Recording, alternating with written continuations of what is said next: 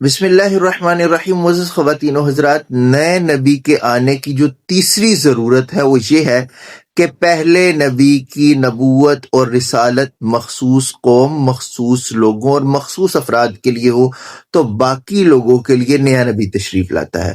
لیکن قربان جائیں تاجدار کائنات صلی اللہ علیہ وآلہ وسلم پر کہ اللہ رب العزت نے انہیں ہر قوم کے ہر فرد کے لیے، خواہ وہ پیدا ہوا ہے یا نہیں ہوا، جس بھی عالم میں موجود ہے، تمام کے لیے نبی بنا کر بھیجا، جس کا اعلان قرآن نے یوں فرمایا، قُلْ يَا أَيُّهَا النَّاسِ إِنِّي رَسُولُ اللَّهِ إِلَيْكُمْ جَمِيعًا، کہ اے نبی آپ فرما دیں کہ میں تم جمیع انسانوں کی طرف رسول بنا کر بھیجا گیا۔ اور کریم آقا علیہ الصلوۃ والسلام نے فرمایا، بُعِثْتُ إِلَى النَّاسِ كَافَّةً إِلَى الْأَحْمَرِ وَالْأَسْوَدِ، کہ میں ہر سرخ اور ہر سیاہ کی طرف نبی بنا کر بھیجا گیا ہوں۔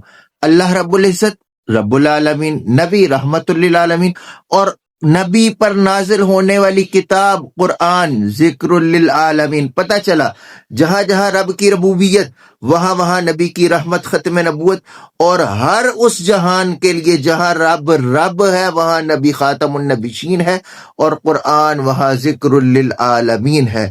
ان تمام دلائل و براہین کے ہوتے ہوئے ہم کہہ سکتے ہیں کہ حضور خاتم النبیین صلی اللہ علیہ وآلہ وسلم اللہ کے آخری نبی اور رسول ہیں۔ آپ صلی اللہ علیہ وآلہ وسلم کے بعد کوئی نیا نبی پیدا نہیں ہو سکتا۔